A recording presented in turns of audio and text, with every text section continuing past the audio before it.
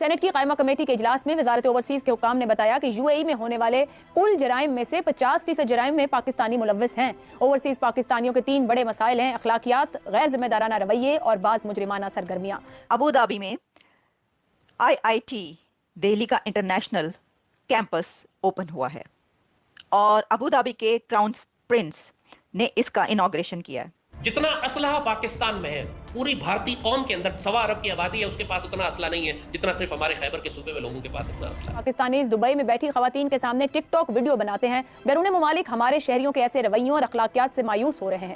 Dubai حکام ہم سے کہہ رہے ہیں کہ 16 لاکھ کا کوٹا تھا لیکن اب 18 لاکھ پر آ گئے ہیں۔ ایک لیڈر جاتا ہے جا کے کہتا ہے کہ یا حبیبی ہیلپ، ٹھیک ہے جی، قرضہ رولوبل کرنا ہے، اور دوسرا جاتا ہے ہو is not a Muslim but he از اے ہندو، ان کے پاس جا کہتا ہے یا حبیبی ہم سے جو ہے نا یہ انسٹیٹیوٹ لے لو۔ یو اے ای کے کیپٹل میں یہ کیمپس جو اوپن ہوا ہے یہ بتاتا ہے کہ انڈیا کی ایجوکیشن، انڈیا کی تعلیم، دنیا کیسے دیکھتی ہے اس تعلیم کو۔ بھارت میں جتنے بھی سینسیبل ہندوز ہیں ان کو ہم یہ بات کرتے ہیں کہ دیکھو پاکستان کے ساتھ جنگ تو تم شروع کروا دو گے ان سے، لیکن اس کے بعد جو تباہی مچے گی تمہاری، اس میں تم بھی ہلاک ہو گئے ان جاہلوں اور بغیرتوں کی وجہ سے۔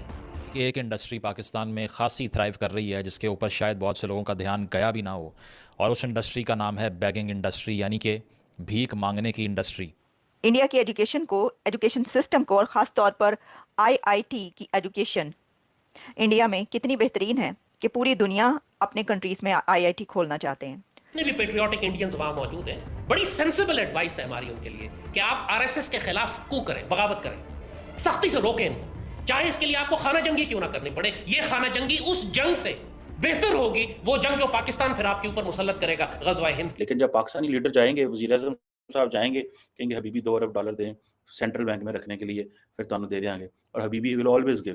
دبئی میں کھلی دلی IIT کی برانچ پاکستان کے لیے تگڑا جھٹکا ہے۔ پاکستانیوں کا ماننا ہے کہ بھیا بھارت جو ہے وہ دبئی کے زیادہ نزدیک جاتا جا رہا ہے اور ہم دبئی سے دور جاتے جا رہے ہیں، کیونکہ دبئی جو ہے وہ پاکستانیوں کو ویزا تک دینے کے لیے تیار نہیں ہے۔ مطلب دبئی کی سرکار کا کہنا ہے کہ یہ جو پاکستانی دبئی میں آتے ہیں یا تو یہ بھیک مانگتے ہیں، پھر چوری چکاری کرتے ہیں۔ ہماری جیلیں بھر چکی ہیں ان پاکستانیوں سے، تو بھیا اب جو نئے پاکستانی ہیں ان کا ہم لینا نہیں چاہتے۔ اور دبئی کی سرکار نے پاکستانی سرکار کو بھی کہہ دیا ہے کہ بھیا اگر بھیجنے ہیں تو اچھے ناگرک بھیجو، یہ الٹے سیدھے بھیا چور چکے مت بھیجو ہمارے دیش میں۔ مطلب ان سے ہم پریشان ہو گئے ہیں۔ وہیں دوسری طرف پہلے دبئی میں رام مندر کھلا اور اب دہلی IIT کی برانچ کھل گئی، جس کا ادگھاٹن دبئی کے پرنس نے کیا ہے، پر اس کی نیب 2022 میں PM مودی اور دبئی کے راشٹرپتی نے 2022 میں رکھ دی تھی۔ اور دہلی IIT کیمپس کے دبئی میں کھلتے کے ساتھ ہی دبئی کے 52 چھاتروں کو اس میں پڑھنے کا بھی موقع مل گیا ہے۔ مطلب دبئی کے 52 چھاتر دہلی IIT سے BTech کی ڈگری حاصل کریں گے، اور ان چھاتروں کا سواگت خود دبئی کے پرنس نے کیا ہے۔ یہ دیکھ کر بھیا پاکستانی چیخیں مار رہے ہیں۔ ہاں ایک طرف بھارت دنیا میں شکشا بانٹ رہا ہے، وہیں دوسری طرف پاکستان دنیا بھر میں آتنکی بانٹتا ہے یا پھر بھکاری بانٹتا ہے۔ پاکستان ساری زندگی ابو دھابی اور UAE اور ریاض اور سعودی عربیہ، کویت، GCC جاتا رہا یہ کہنے کے لیے کہ ہماری امداد کریں، ہماری مدد کریں، ہم آپ کے مسلمان بھائی ہیں، ہمارے اوپر کشمیر کا مسئلہ بن گیا ہے، بھارت ہمارے ساتھ یہ کر رہا ہے، وہ کر رہا ہے، اس طرح کی ایک ہسٹری رہی ہے۔ لیکن آج اگر آپ دیکھیں تو آج ہسٹری بڑی بدل گئی ہے۔ آج بھارت نے جو بھارت کا ایک premier Indian Institute of Technology ہے، اس کی ابو دھابی میں ایک سمجھ لیں کہ اس کو شاخ کھولی ہے، اور جو کرون پرنس ہیں ابو دھابی کے، ٹھیک ہے، جو اگلے ہفتے اسی ہفتے میرا خیال ہے جا رہے ہیں، انڈیا بھی جا رہے ہیں، شیخ خالد بن محمد جو ہیں، وہ انہوں نے انوگریشن جو ہے فرسٹ انٹرنیشنل کیمپس ہے یہ انڈیا کے انسٹیٹیوٹ آف ٹیکنالوجی کا۔ یہ چیزیں آپ نے ایکسپورٹ کرنی ہوتی ہیں۔ قطر میں کچھ مہینے پہلے میں گیا تو وہاں پہ میں ایک یونیورسٹی ٹاؤن تھا، if I'm not wrong، تو وہاں پہ میں نے لائبریریز دیکھی، ہر سڑک پہ ایک یونیورسٹی ہے باہر کی، جناب یہ کیلگری یونیورسٹی ہے، یہ فلاں امریکن یونیورسٹی ہے، یہ فلاں کا کیمپس ہے، فلاں کا کیمپس ہے۔ میں حیران پریشان، وہاں پہ گورے گورے قطر کے اندر، اور یونیورسٹیاں بڑی اچھی، فلانی جی ٹیکسس یونیورسٹی ہے، یہ وہ یونیورسٹی ہے، اور وہاں پہ جو لوکلز تھے وہ بہت خوش کہ جی ہمیں ان یونیورسٹیوں کے ساتھ کام کرنے کا موقع مل رہا ہے۔ اب کویسچن یہ ہے کہ انڈیا بھی انہی لائنز کے اوپر اپنے انسٹیٹیوٹ کو ایکسپورٹ کر رہا ہے۔ دیکھیں باقی انڈیا کی ایجوکیشن کا سسٹم دیکھا جائے تو اس میں تو عموماً اس چیز سے اندازہ لگاتا ہوں کہ انڈینز انگلش بڑی اچھی بولتے ہیں، ٹھیک ہے، اور وہ اپنے اسکول کالجز سے پڑھ کے نکلتے ہیں، انڈین اچھی انگلش بولتے ہیں، हमारे यहाँ भी अच्छी बोलते होंगे, लेकिन सिर्फ जो प्राइवेट सेक्टर में पढ़े हुए हैं वो थोड़ा सा एक सेक्टर है। बहरहाल मैं इंडियन इंस्टीट्यूट ऑफ टेक्नोलॉजी की बात करूँ, ये इंडिया का एक प्रीमियर इंस्टीट्यूट था, इसको वो एक्सपोर्ट कर रहे हैं। और वो अब होगा क्या कि अबू धाबी के अंदर, सऊदी यूएई के अंदर जो यंग टैलेंट है वो ये कहेगा जी हम तो इंडियन इंस्टीट्यूट ऑफ टेक्नोलॉजी के पढ़े हुए हैं। अब देख रहे हैं वो लेवल, किस लेवल पे बात हुआ करेगी इंडिया और यूएई की।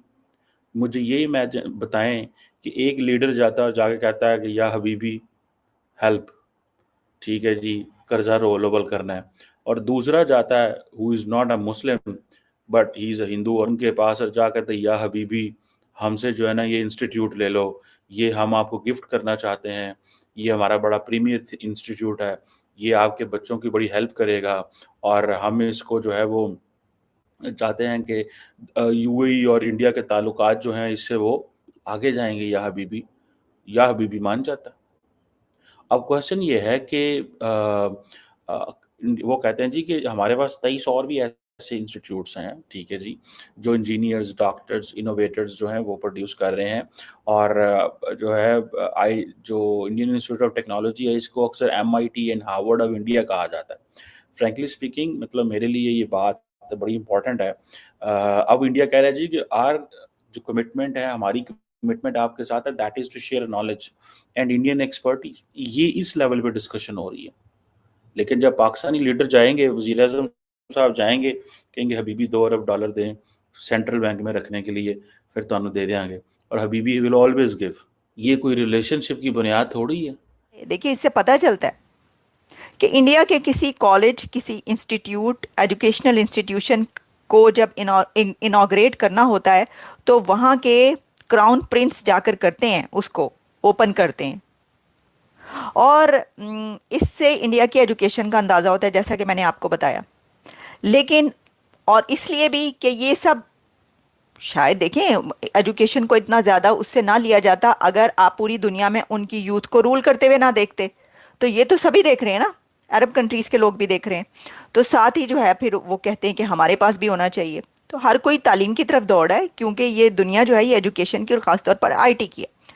लेकिन जब हम इसका कंपैरिजन करते हैं जो दूसरी खबर है उसके साथ, तो दूसरी खबर है कि पाकिस्तान में कराची में ड्रीम बाजार लूट लिया गया। 30 मिनट्स के अंदर कराची का ड्रीम बाजार लूट लिया गया। और ये वो मॉब कल्चर है जो हम एक अरसे से पाकिस्तान के अंदर देख रहे हैं। हजूम जमा होता है, और वो हजूम की जो जहालत होती है वो आसमानों पर पहुंची होती है, और वो हजूम एक ज़ोंबी से भी ज़्यादा बढ़कर जो है वो जहरीला साबित होता है, पागल साबित होता है। पागलपन का एक इंतहा है, पागलपन की वहाँ पर।